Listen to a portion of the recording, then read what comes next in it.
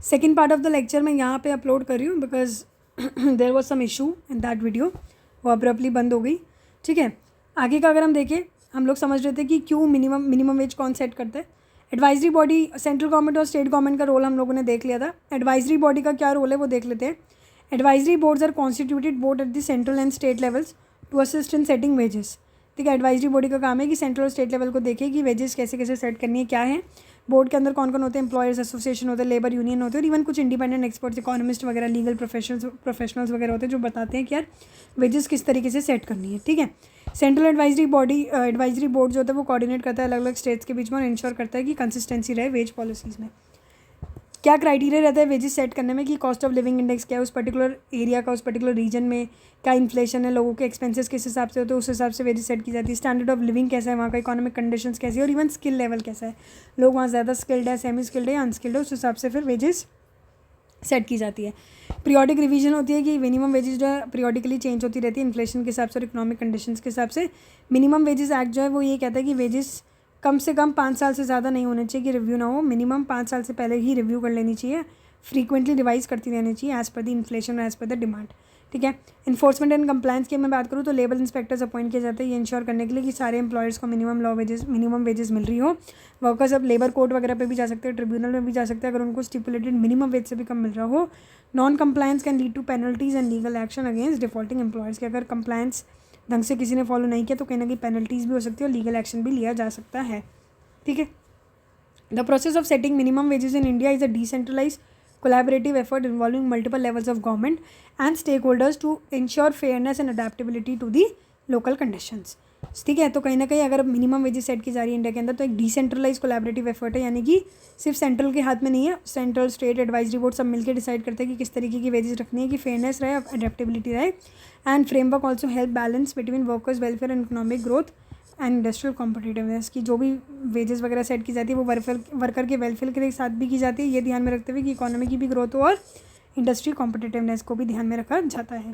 ठीक है, fourth question है to what extent do labour laws address the concern of social justice, कि किस तरीके से हम कह सकते हैं कि लेबर लॉज जो होती हैं वो कंसर्न सोशल जस्टिस का, मतलब जो लेबर लॉज आई जाती है किस तरीके से हम कह सकते हैं वो सोशल जस्टिस को ध्यान में रखते हैं कि सोसाइटी में जस्टिस रहे, क्या कितने एक्सटेंट तक। देखिए, लेबर लॉज एक बहुत ही क्रूशियल कंपोनेंट है कंट्री के लीगल फ्रेमवर्क के लिए which aimed at regulating the relationship between employers employees and the state. ठीक है, जो बताता है लेबर लॉज में वही एक बहुत क्रूशियल कंसेप्ट है जो रिलेशनशिप बनाते हैं एम्प्लॉयर एम्प्लॉयज़ और स्टेट के बीच में। ये लॉ इसलिए ज़रूरी है कि सोशल जस्टिस को प्रमोट करने के लिए कैसे कर सकती है, वेजेस के थ्रू सेफ, कि भाई सबको फेयर वेजेस मिले, वर्किंग कंडीशन सेफ रहे, जॉब सिक्योरिटी इवन मिले और इक्वालिटी भी रहे। ये कोशिश करता है कि बैलेंस बनाए रखे किसके बीच में, power dynamics between employers and workers, की पावर जो बैलेंस है एम्प्लॉयर्स और वर्कर के बीच में, उनके बीच में बैलेंस रहे हर चीज़ों से, स्पेशली जो vulnerable sections of the society है। However their effectiveness in fully achieving social justice remains a matter of debate, but still हम ये नहीं कह सकते पूरी तरीके से कहीं ना कहीं सोशल जस्टिस अचीव हो रही है। अब किस तरीके से labour laws social justice promote करती है, ये इंश्योर करके कि भाई फेयर वेजेस और एक्सप्लॉयटेशन कम से कम होए। जैसे कि लॉज लेके आ गए मिनिमम वेज एक्ट, ये इंश्योर करने के लिए कि बेसिक स्टैंडर्ड ऑफ लिविंग मिले हर किसी एम्प्लॉयज़ को। ठीक है, and they are not exploited by employers. Payment of wages act आया विच इंश्योर्स कि भाई इनको टाइमली पेमेंट मिलनी चाहिए, इनकी वेजेस ऐसे नहीं लंबे समय तक विदहोल्ड कर ली, रोक ली गई, क्योंकि ये लोग तो मिनिमम इतनी वेजेस में काम कर रहे हैं तो उनको तो ज़रूरी है सस्टेन करने के लिए। ठीक है, सेफ़ और ह्यूमन वर्क कंडीशन के लिए ज़रूरी है कि ऐसी लॉज आए। ठीक है, सोशल जस्टिस ही हो रही है कहीं ना कहीं से। फैक्ट्रीज एक्ट अगर आ जाएंगे तो सेफ वर्किंग कंडीशंस इंश्योर हो जाएगी, वर्किंग आवर्स भी फिक्स हो जाएंगी कि इतने से इतना ही काम करना है, सैनिटेशन, वेंटिलेशन और इवन सेफ्टी इक्विपमेंट को लेकर रहेगा। The occupational safety health and working condition code 2020 consolidates and strengthens the protections for workers health and safety. कुछ कोड आए थे occupational safety health and working condition code को लेकर, उसमें भी ये इंश्योर किया गया कि कहीं ना कहीं वर्कर्स की सेफ्टी भी और हेल्थ भी ज़रूरी है, उसको ध्यान में रखा जाए। प्रोटेक्टिंग वल्नरेबल सेक्शन की अगर मैं बात करूँ तो वल्नरेबल सेक्शन जो लोग हैं जैसे जो बहुत ही कह सकते हैं गरीब हो गए या चाइल्ड हो गए या मेटर्निटी जो विमेन जो प्रेग्नेंट है, उन सब के सेक्शंस, मतलब उन लोगों को भी ध्यान दिया जाए। कैसे, जैसे child labour prohibition and regulation act 1986 आया जो ये प्रोहिबिट करता है कि कोई भी बच्चा जो हजार्डस ऑक्यूपेशन में ऑक्यूपाइड हो वो कहीं ना कहीं रोका जाए। मेटर्निटी बेनिफिट एक्ट दे दिया जाए कि कोई भी विमेन अगर प्रेग्नेंट है तो मेटर्निटी लीव ले सकती है विच विल बी पेड, और कहीं ना कहीं डिस्क्रिमिनेशन इससे कम होगा। इक्वल रेम्यूनरेशन एक्ट कि अगर मेल हो या फीमेल सेम काम कर रहे हैं और सेम तरीके की चीज़ें हैं, तो कहीं ना कहीं दोनों की सेम वेजेस होनी चाहिए। ऐसा ना हो कि मेल को ज़्यादा मिल रहा है और फीमेल को कम, जो कि यूजुअली देखने को मिलता था। और किस तरीके से इंश्योर करता है जॉब सिक्योरिटी प्रमोट करने में और राइट्स को। देखिए, जो इंडस्ट्रियल डिस्प्यूट एक्ट 1947 है वो कहीं ना कहीं ये प्रोवाइड करता है एक ऐसा मैकेनिज्म कि जो भी डिस्प्यूट्स हो रहे हैं उसको रेजोल्यूट हो जाए वो सॉल्व हो जाए, with ensure that workers are not arbitrary dismissed. The code on social security 2020 seeks to provide universal social security to all the workers including दोस्त। जो सोशल सिक्योरिटी कोड है 2020 में, वो ये इंश्योर करता है कि यूनिवर्सल सोशल सिक्योरिटी होनी चाहिए हर वर्कर्स के लिए, चाहे वो इनफॉर्मल में हो चाहे वो फॉर्मल में हो। ठीक है। Encouraging collective bargaining and representation. देखिए, जो ट्रेड यूनियन एक्ट 1926 है वो कहीं ना कहीं उन्होंने क्या कर दिया है, लीगलाइज कर दिया है ट्रेड यूनियन की। जो मिलके सारे लेबर्स वगैरह होते हैं ना, यूनियन बना लेते हैं, तो वो ट्रेड यूनियन में अगर बात करूँ तो उसको क्या कर लिया गया है कि लीगलाइज कर लिया है कि ठीक है, वर्कर्स मिलके एक आवाज़ लड़ सकते हैं, एक मिलके एक आवाज़ मतलब बोल सकते हैं to negotiate for the better wages and working condition. Even कुछ इंडस्ट्रियल रिलेशन कोड 2020 आए जो एम करता है कि किस चीज़ को लेके एम करता है कि to streamline dispute resolution mechanism but has face criticism for diluting certain union powers. Industrial relation code जो है उसमें भी यही था कि जो भी रेजोल्यूशंस वगैरह, जो भी डिस्प्यूट्स वगैरह होते हैं उसको रेजोल्यूट किया जाए। ठीक है। और सोशल इनइक्वालिटीज़ को भी एड्रेस करने की कोशिश की। Labour laws which incorporate provisions to support marginalise community. ठीक है, कुछ ऐसे लॉज जो कहीं ना कहीं मार्जिनलाइज कम्युनिटीज़ को सपोर्ट करने की कोशिश कर रहे हैं, शेड्यूल कास्ट, शेड्यूल ट्राइब और इवन कुछ बैकवर्ड क्लासेस, वो ये इंश्योर करें कि डिस्क्रिमिनेशन ना हो किसी भी तरीके का एम्प्लॉयमेंट में। और कुछ स्पेशल प्रोविजंस भी लेके आए, जैसे MG NREGA, Mahatma Gandhi national rural employment guarantee act, बहुत इंपॉर्टेंट एक्ट है, आई होप आप लोगों को पता होगा। ठीक है, जो गारंटी करता है veg employment for at least 100 days के लिए जॉब इंश्योर करता है कि हर किसी को मिले to rural household addressing the rural unemployment and poverty. ठीक है। बट जैसा कि मैंने बताया था, कहीं ना कहीं अभी भी कुछ ना कुछ चैलेंजेस हैं पूरा का पूरा सोशल जस्टिस अचीव करने में, कि अभी भी इनफॉर्मल सेक्टर में इतनी ज़्यादा कवरेज नहीं है। आज भी इंडिया के वर्कफोर्स की अगर हम बात करें तो 90% लोग हैं जो इनफॉर्मल सेक्टर में हैं, और जहाँ पे अभी भी लेबर लॉज इतनी तरीके से अच्छे तरीके से इन्फोर्स नहीं की गई है। और इवन बहुत सारे वर्कर्स एग्रीकल्चर, कंस्ट्रक्शन और इवन स्मॉल स्केल इंडस्ट्रीज़ में जो आज भी फॉर्मल प्रोटेक्शन से दूर है, उनको पता ही नहीं कि ऐसे कुछ लॉज है या कुछ है। इन्फोर्समेंट अच्छा नहीं है, इम्प्लीमेंटेशन की कमी है। फॉर्मल सेक्टर में हम देखेंगे करप्शन है, लैक ऑफ अवेयरनेस है, ब्यूरोक्रेटिक डिलेज है। तो कहीं ना कहीं उससे क्या हुआ है, हिंडर हुई है जो लेबर लॉज की इम्प्लीमेंटेशन हुई है वो। लेबर इंस्पेक्टर्स भी लगाएंगे बट वो भी अंडर रिसोर्स है, इतने ज़्यादा है नहीं इन्फोर्समेंट ऑफिसर्स वगैरह। ठीक है। जेंडर डिस्पैरिटी पर्सिस्ट की मैं बात करूँ तो अभी भी जेंडर इनइक्वालिटी है, वेज गैप्स है जेंडर के बीच में। ठीक है। हायरिंग वगैरह जब की जाती है, प्रमोशन किया जाता है तो मेल को जल्दी मिल जाता है as compare to female. Maternity benefit भी आज भी हर जगह अप्लाई नहीं होते, स्पेशली अगर मैं छोटे छोटे इस्टेब्लिशमेंट्स की बात करूँ। Dilution of workers right in recent reforms. ठीक है। जो लेबर कोड है, कुछ लेबर कोड हैं जो 2020 में आए थे, उन्होंने उसमें सिंप्लीफाई करने की कोशिश की है जो भी पुरानी लॉज है उसको लेके। इवन उन्होंने कुछ क्रिटिसिज्म भी फेस किया एम्प्लॉय फ्लेक्सिबिलिटी और इवन एम्प्लॉयर फ्लेक्सिबिलिटी को लेके ओवर दी वर्कर सिक्योरिटी। ठीक है। Provisions like increasing the threshold for lay off without government approval from 100 to 300 workers under the resolution industrial relation code. देखो यार, ये ना ज़्यादातर जो है ना इंडस्ट्रियल रिलेशन कोड और ये सब जो है हमारे लेबर लॉज के अंदर आते हैं। एक लेबर लॉज एक सब्जेक्ट होता है। अगर आप लोगों ने EPFO एग्ज़ाम के बारे में सुना होगा ना, जो इवन इस साल भी होने वाला है 2025 में, तो EPFO एग्ज़ाम में भी जो लेबर लॉज वगैरह आई जाती है। ठीक है। तो उसमें ये सारी चीज़ें हम लोगों ने डिटेल में पढ़ाई भी हमारे कोर्स में। बट आप लोग इसको एक बार के लिए अगर नहीं भी समझ आता है इस पूरा आंसर को, तो इट्स फाइन, बिकॉज ये चीज़ें थोड़ी सी अभी एडवांस इस तरीके से कि सब चीज़ हो सकता है आपको ना समझ आए। जो समझ आए उस हिसाब से आप आंसर लिख भी सकते हैं। ठीक है। जैसे कि inadequate access on migrant and gig workers को इतना ज़्यादा एक्सेस नहीं मिला, हेल्थ बेनिफिट्स वगैरह नहीं मिली है, जॉब सिक्योरिटी नहीं दे रखी, प्लेटफॉर्म वर्कर्स जैसे जोमेटो वगैरह के जो होते हैं, माइग्रेंट क्राइसिस है जो कोविड-19 पैंडेमिक के टाइम में हुआ था। ठीक है। वो भी है। डिस्प्यूट रेजोल्यूशन चैलेंजेस है कि सारे के सारे डिस्प्यूट्स अभी भी सॉल्व नहीं होते। आप देखते हैं कि कोर्ट्स में कितना बैकलॉग बनाया हुआ होता है। हाई कोर्ट में भी हमने देखे थे कितने लाखों केस अभी भी डिले है। तो कहीं ना कहीं डिस्प्यूट रेजोल्यूट कराना भी एक चैलेंज है। So labor laws in India have made significant strides in promoting social justice by protecting workers' rights, ensuring fair wages and even promoting safe working conditions. They are aligned with the constitutional principles of equality, dignity and justice, especially under the DPSP. However, अगर मैं बात करूँ gaps की, जो coverage enforcement और recent reforms ने ये suggest किया कि जो प्रोग्रेस अभी भी हुई है बट स्टिल पूरा का पूरा कॉम्प्रिहेंसिव सोशल जस्टिस अचीव करना एक अभी भी चैलेंज है। Strengthening enforcement, expanding protection to the informal sector and even ensuring inclusivity for vulnerable groups or women, migrant and gig workers are key to realizing the full potential of labor laws and advancing the social justice. ठीक है। Last question है कि ऐसा क्यों है कि जो भी सेफ्टी लॉज वगैरह कोई भी फैक्ट्री में लगाए गए हैं वो अभी भी इतने वीक हैं। ठीक है।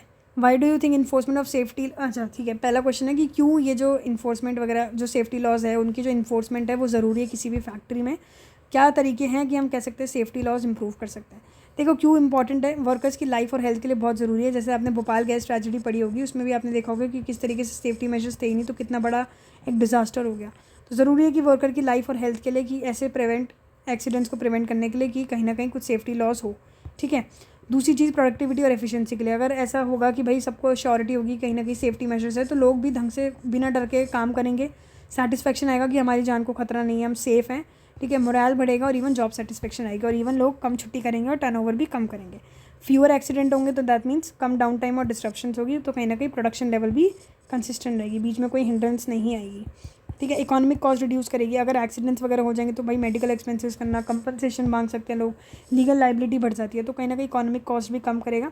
हो सकता है शट डाउन ही हो जाए तो शट डाउन की वजह से और आपको हो सकता है फाइनेंशियल लॉस हो जाए, इक्विपमेंट आपका जो है वो डैमेज हो सकता है, तो कहीं ना कहीं खर्चा बहुत बैठ सकता है। तो इसलिए ज़रूरी है कि सेफ्टी लॉज वगैरह हो। लीगल एंड एथिकल रिस्पॉन्सिबिलिटी की अगर मैं बात करूँ, एम्प्लॉयर्स आर लीगली ऑब्लिगेटेड, कि एम्प्लॉयर्स जो है ना उनको लीगली बोला गया कि आपको ये जो लॉज है फैक्ट्रीज एक्ट वगैरह, तो एम्प्लॉयर्स को ये लीगली बोला गया है कि जो भी एक्ट है फैक्ट्री एक्ट वगैरह कि उसमें इंश्योर करे कि वर्कर्स की सेफ्टी पहली प्रायोरिटी हो। अगर कोई भी कंप्लाइंसेस पूरे नहीं होंगे तो फाइन्स लग सकते हैं, लीगल एक्शंस हो सकते हैं, ठीक है। एथिकली बिजनेस की रिस्पॉन्सिबिलिटी कि वो अपने एम्प्लॉयज़ को प्रोटेक्ट करे, प्रमोट करे culture of care and corporate social responsibility. Reputation and public trust की अगर मैं बात करूँ तो इंश्योर करता है कि वर्क प्लेस सेफ्टी अगर होगी तो कंपनी की रेपुटेशन बढ़ती है और इवन लोगों के परसेप्शन चेंज होते हैं। अगर एक्सीडेंट्स कम होंगे तो लोग पब्लिक परसेप्शन चेंज होंगे, बट वहीं अगर बहुत सारे एक्सीडेंट होंगे तो पब्लिक का परसेप्शन रहेगा कि ये कंपनी ख़राब है, तो उस कंपनी या उस बिज़नेस को लॉस भी हो सकता है। इन्वेस्टर्स का कॉन्फिडेंस भी इवन चेंज हो सकता है लोग इन्वेस्ट ही ना करें। इंटरनेशनल स्टैंडर्ड को मीट करने के लिए भी ज़रूरी है कि कंपनीज ये सारे सेफ्टी स्टैंडर्ड्स पूरे करें, ठीक है। कैसे कैसे करा जा सकता है, रेगुलेटरी ओवरसाइट बढ़ा दी जाए, मतलब लेबर इंस्पेक्टर्स वगैरह जो है उनको बढ़ा दिया जाए कि लोग रेगुलरली देखें, आके इंस्पेक्ट करें, ठीक है। टेक्नोलॉजीज़ वगैरह का यूज़ किया जा सकता है, जैसे AI powered monitoring system, even IoT sensors की वो डिटेक्ट कर लेगी कहाँ पे सेफ्टी वायलेशंस हो रहा है, ठीक है। Empowering workers and union, workers और यूनियन को भाई एम्पावर करना कि अगर जैसे कि कुछ भी अनसेफ उनके साथ हो रहा है तो वो मिलके यूनियन बना ले कि हमारे सेफ्टी को लेके ज़रूरी है ये सब चीज़ें लेके आओ। पेनल्टीज़ वगैरह लगाया जाए, जो लोग सेफ्टी मेजर्स नहीं ले रहे हैवियर फाइन लगा दिया जाए, क्रिमिनल पेनल्टीज़ लगा दिया जाए, ठीक है। इस तरीके से किया जा सकता है। Mandatory safety training and certification की ट्रेनिंग प्रोग्राम होना चाहिए हर एक फैक्ट्री वर्कर्स के लिए कि अगर ऐसा कुछ हो भी जाए तो किस तरीके से हमें सेफ्टी खुद के लिए इंश्योर करनी है। टेक्नोलॉजी वगैरह लाया जा सकता है, ऑटोमेशन और रोबोटिक वगैरह, ठीक है।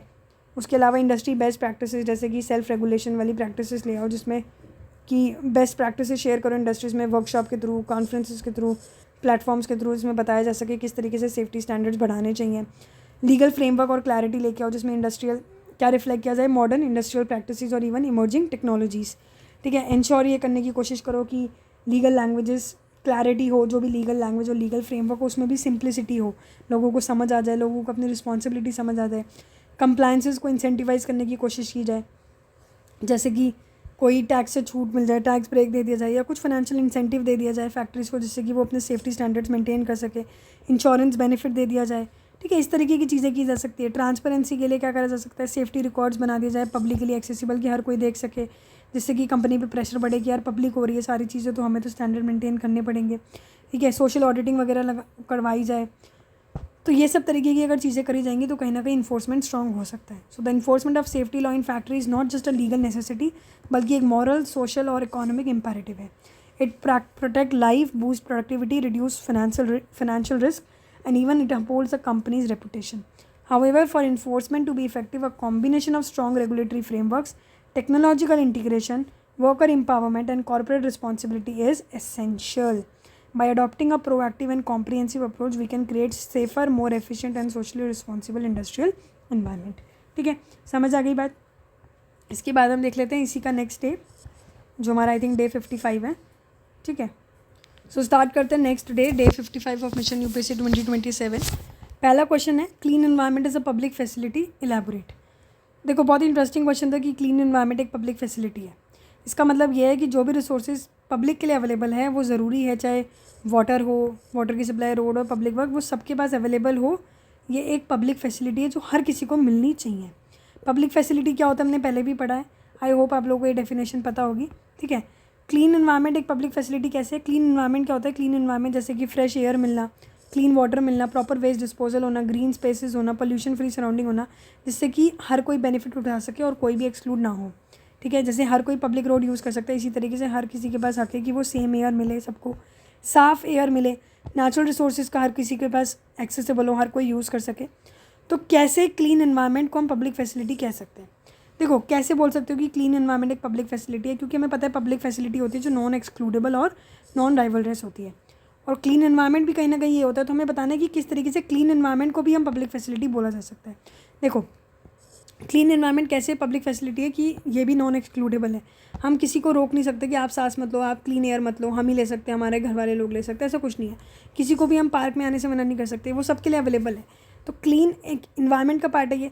तो ये भी एक पब्लिक फैसिलिटी इस तरीके से, क्योंकि वो नॉन एक्सक्लूडेबल है, चाहे किसी की कितनी भी इनकम हो।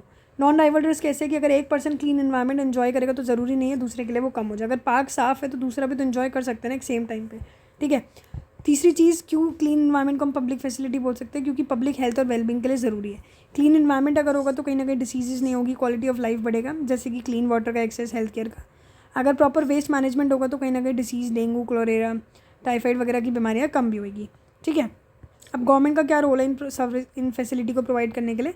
कि गवर्नमेंट क्या करती है, पोल्यूशन कंट्रोल करने की कोशिश करती है। जैसे air prevention and control of pollution act है हमारा, water prevention and control of pollution act है हमारा 1974।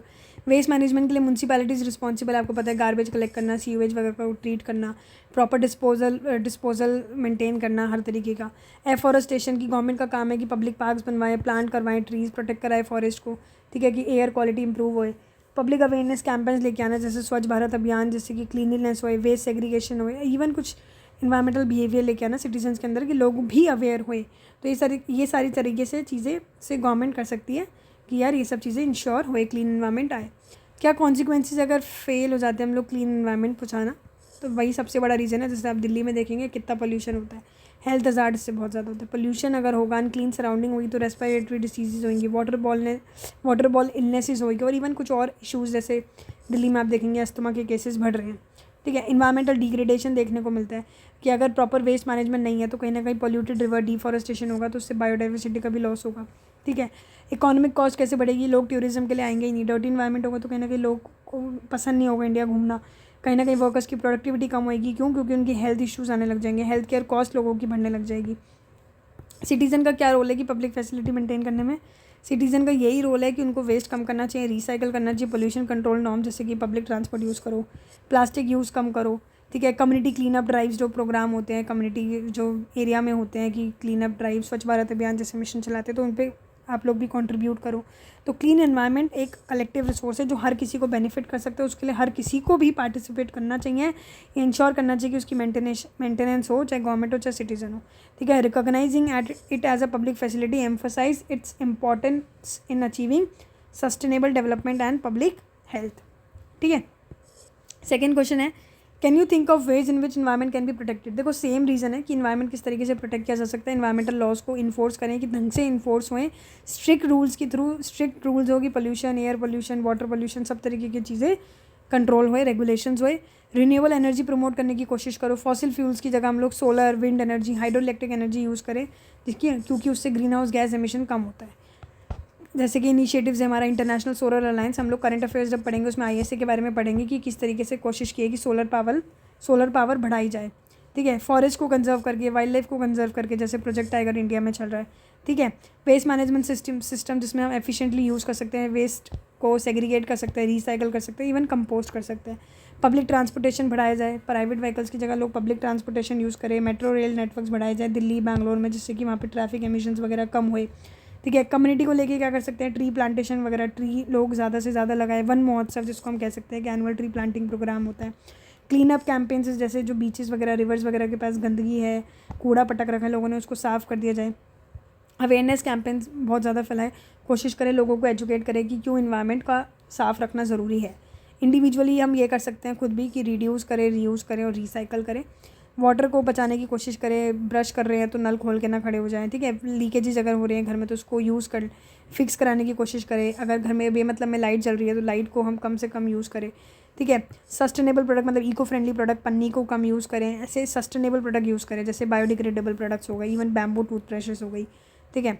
कार्बन फुटप्रिंट जो है उसको कम करें, कार्बन फुटप्रिंट कैसे कम होगा कि प्राइवेट व्हीकल्स कम करें, कारपूलिंग कम होए, साइकिलिंग वगैरह, कारपूलिंग और इवन साइकिलिंग करने की कोशिश करें, पब्लिक ट्रांसपोर्ट यूज़ करने की कोशिश करें, इलेक्ट्रॉनिक व्हीकल्स यूज़ करने की कोशिश करें, ग्रीन टेक्नोलॉजीज़ लेके आए जैसे ईवी हो गया, सस्टेनेबल एग्रीकल्चर्स हो गए, ठीक है। वेस्ट टू एनर्जी सोल्यूशन की वेस्ट को एनर्जी में कन्वर्ट करने की कोशिश करें जैसे बायोगैस प्लांट्स के थ्रू। इनिगरेट नेशन भी इसी तरीके से होता है, बायोगैस प्लांट्स, ये वेस्ट वगैरह जनरेट जो हो रहे हैं उसको एनर्जी में कन्वर्ट किया जाए, जैसे गोबर गैस जो बोला जाता है ना। इंटरनेशनल कोऑपरेशन जैसे ग्लोबल एग्रीमेंट्स जो हमारे पेरिस एग्रीमेंट्स होते हैं, जिसका एम भी है कि ग्लोबल वार्मिंग कम करनी है इवन 2 डिग्री से भी, to below 2 degree Celsius by reducing carbon emissions. तो ऐसे इंटरनेशनल जो हमारे कोऑपरेशन इनिशिएटिव्स हम लोग लाएँ उस कंट्रीज़ के साथ कोलैबोरेट करें कि हम लोग इन इशूज़ को हैंडल कर सके। टेक्नोलॉजी वगैरह ट्रांसफ़र करने की कोशिश करें, मतलब कि उनके पास अगर कोई ऐसी कंट्री जिसके पास अच्छी टेक्नोलॉजी हो जो पोल्यूशन कंट्रोल कर पा रही है या किसी भी तरीके की चीज़ कम कर पा रही है, तो वो टेक्नोलॉजी हम इंडिया में लेके आएँ जिससे कि हमारी कंट्रीज़ भी डेवलप्ड हुए, ठीक है।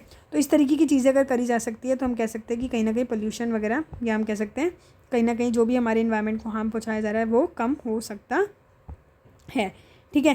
थर्ड क्वेश्चन हमारे पास आता है कि what are the sources of environmental pollution, कैसे इन्वायरमेंटल पोल्यूशन होते हैं, क्या सोर्सेज हैं और कौन कौन से स्टेप्स लिए जा सकते हैं कि उसको कम करा जाए।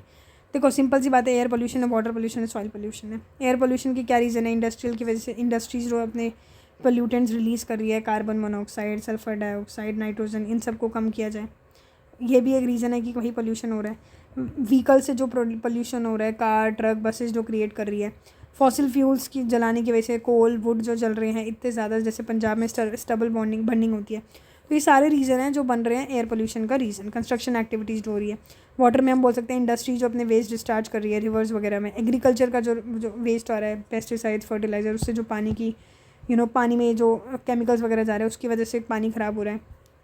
सीवेज एंड डोमेस्टिक वेस्ट, घर के लोग जो है अपना कूड़ा वगैरह फेंक रहे हैं, रिवर्स में जा रहे हैं, ओशन में जा रहे हैं, तो इसलिए भी ख़राब हो रही है। ऑयल स्पिल एक बहुत बड़ा प्रॉब्लम है, जो शिप्स वगैरह जब जाती है तो उसमें से लीकेजेस हो जाती है, तो कहीं ना कहीं वो हमारे ओशन के पानी को हार्म कर रहा है, तो ये एक तरीके से वाटर पोल्यूशन के सोर्सेज हैं। सॉइल पोल्यूशन कैसे हो रहा है, इंडस्ट्रियल वेस्ट जो है वो कूड़े पटक रहे हैं तो कहीं ना कहीं मिट्टी के अंदर दब रहे हैं, ठीक है। पेस्टिसाइड्स, फर्टिलाइज़र की वजह से सॉइल की हेल्थ ख़राब होना, प्लास्टिक जो है अंदर डिग्रेड हो रहा है, मिट्टी के अंदर चला जाता है, तो कहीं ना कहीं ये सारे रीज़न है जो सॉइल पोल्यूशन के हैं। नॉइज़ पोल्यूशन जैसे ट्रैफिक की नॉइज़, इंडस्ट्रियल की नॉइज़, लाउड स्पीकर्स वगैरह जो आजकल पॉलिटिकल रैलीज, फेस्टिवल्स और इवन शादी वगैरह में चलता है। लाइट एंड थर्मल पोल्यूशन कैसे, आर्टिफिशियल लाइटिंग वगैरह जो यूज़ की जा रही है इतनी ज़्यादा आजकल, ठीक है। और even heated water, discharge of heated water from factories से जो पानी आ रहा है, गर्म पानी वगैरह, जो हॉट वाटर रिलीज़ किया जा रहा है, वो भी एक्वेटिक इकोसिस्टम को हार्म कर रहा है। तो इसके लिए ये सारे तरीके के पोल्यूशन हो रहे हैं, सारी तरीके के पोल्यूशन है, इसको कम कैसे किया जा सकता है, कुछ एनवायरमेंटल लॉज एंड रेगुलेशन ला के, क्लीन एनर्जी प्रमोट करके, जैसे उजाला स्कीम है जिसमें LED बल्ब को लेके आया था, वेस्ट मैनेजमेंट प्रोग्राम का कर सकते हैं, सिंगल यूज़ प्लास्टिक जो अभी बैन भी करे गए हैं वो इंडिया ने बैन कर दिया, आपको पता होगा, वो चीज़ें लाई जा सकती है। एफॉरेस्टेशन जिसमें लोग more and more trees grow करें, टेक्नोलॉजिकली कैसे कर सकते हैं, EVs वाली मशीन लाए, आजकल इलेक्ट्रॉनिक्स गाड़ियाँ आ रही है तो इलेक्ट्रॉनिक्स की तरफ ज़्यादा बढ़े, क्लीन टेक्नोलॉजी यूज़ करें अपनी इंडस्ट्रीज़ के लिए, वेस्ट टू एनर्जी प्लांट्स जो मैंने अभी पहले भी बताया वो तरीके की चीज़ें यूज़ करें। पब्लिक के लिए क्या अवेयरनेस और कम्युनिटी एफर्ट्स लाए जा सकते हैं, इन्वायरमेंट को एजुकेशन करने के लिए लोगों को अवेयरनेस फैलाइए, कम्युनिटी क्लीन अप ड्राइव जैसे आपका स्वच्छ भारत अभियान जैसे प्रोग्राम हो गया, वेट्सोवा बीच क्लीन अप हो गया, जिसमें लोग अपने कम्युनिटी के लोग मिलके क्या कर रहे हैं, क्लीन कर रहे हैं अपने एरिया को, ठीक है। इंटरनेशनली हम पेरिस एग्रीमेंट को फॉलो कर सकते हैं, हमारा जो सस्टेनेबल डेवलपमेंट गोल है उसको अचीव करने के लिए ये ला सकते हैं। तो इस तरीके के कुछ मेजर्स लाए जा सकते हैं। और भी अगर हम बात करें कुछ और मेजर्स, जैसे पोल्यूशन कंट्रोल रेगुलेशंस लिया है, पब्लिक ट्रांसपोर्टेशन कर लिया, रिन्यूएबल एनर्जी को इंसेंटिवाइज करा कि रिन्यूएबल एनर्जी ज़्यादा यूज़ होए, वेस्ट मैनेजमेंट सिस्टम लेके आ सकते हैं, एग्रीकल्चर पोल्यूशन कम करा जा सकता है, ठीक है। वाटर कंजर्वेशन टेक्निक्स को इनकरेज किया जा सकता है, ग्रीन अर्बन स्पेसेस को इनकरेज किया जा सकता है, लाइफस्टाइल में लोगों के चेंज लाया जा सकता है कि भाई प्लास्टिक का यूज़ कम से कम ऐसी चीज़ें यूज़ करें जो हार्म पहुँचाती है नेचर को। तो ये सब तरीके की चीज़ें अगर की जाएगी तो कहीं ना कहीं पोल्यूशन कम हो जाएगा। फोर्थ क्वेश्चन है, how was environment treated earlier and what has been the change in perception, कि पहले एनवायरनमेंट को कैसे ट्रीट किया जाता था और अब कैसे लोगों के परसेप्शन, लोगों के व्यू, ओपिनियन चेंज हो गया। देखो पहले कैसे ट्रीट किया जाता था, पहले की अगर मैं बात करूँ तो पहले नेचर को ना एक सेक्रेड माना जाता था, मतलब एक पूजा की जाती थी एक तरीके से एनवायरनमेंट की। लोग जैसे वर्शिप करते थे, पेड़ की पूजा करते थे, अपने एनवायरनमेंट की पूजा करते थे, ठीक है। इंडियन हिस्ट्री में जब आप पढ़ेंगे तो आप देखेंगे कि लोगों का बहुत ही स्पिरिचुअल कनेक्शन है, ठीक है, इनके साथ, पेड़ वगैरह के साथ, नेचर के साथ। लिमिटेड इम्पैक्ट ऑन नेचर, देखिए पहले की ह्यूमन सोसाइटीज़ जो थी वो कहीं ना कहीं एग्रेरियन थी, मतलब एग्रीकल्चर पे ज़्यादा बेस्ड थी, हंटर गैदरर्स थे, ठीक है। अब टेक्नोलॉजी उस टाइम पे इतनी ज़्यादा नहीं होती थी, तो लोग इन्वायरमेंट को काफ़ी यूज़ करते थे। Community based resource management, natural resources भी कहीं ना कहीं कलेक्टिवली मैनेज किए जाते थे। जैसे sacred groves in India were patches of forest protected due to religious belief leading to biodiversity conservation. कि पहले लोग कम्युनिटी बेस्ड रिसोर्स मैनेजमेंट, मतलब कि कम्युनिटी वाइज ऐसे रिसोर्सेज को मैनेज करते थे कि ढंग से यूज़ किया जाए, वेस्ट ना हो, हार्म ना पहुँचाया जाए। फिर धीरे धीरे वही है, दूसरी चीज़ इंडस्ट्रियल एवोल्यूशन आया, तो कहीं ना कहीं हमने देखा कि हमारे इन्वायरमेंट को नज़रअंदाज किया जा रहा है। इंडस्ट्रीज़ जब से आने लगी, एक्सप्लॉयटेशन हो रहा है एनवायरमेंट का। इंडस्ट्रियल एवोल्यूशन आते आते कहीं ना कहीं डिफॉरेस्टेशन बढ़ने लगा, माइनिंग होने लगी, फॉसिल फ्यूल कंजम्पशन बढ़ने लगी।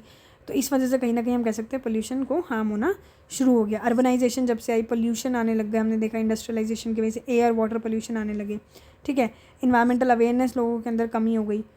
तो ये सारे रीज़न थे। फिर मिड 20th सेंचुरी तक आते आते इन्वायरमेंटल अवेयरनेस लोगों के अंदर बढ़ाई जा रही है, कोशिश की जा रही है कि इस तरीके की इन्वायरमेंटल अवेयरनेस आए, क्योंकि हमने बहुत सारे डिज़ास्टर्स देखे, जैसे भोपाल गैस ट्रेजेडी और एक और डिज़ास्टर हुआ था जिसमें न्यूक्लियर एनर्जी को लेके कुछ हुआ था। तो ऐसे इन्वायरमेंट को, ऐसे डिज़ास्टर्स को देख के कोशिश की जा रही है कि इन्वायरमेंटल अवेयरनेस बढ़ाई जाए।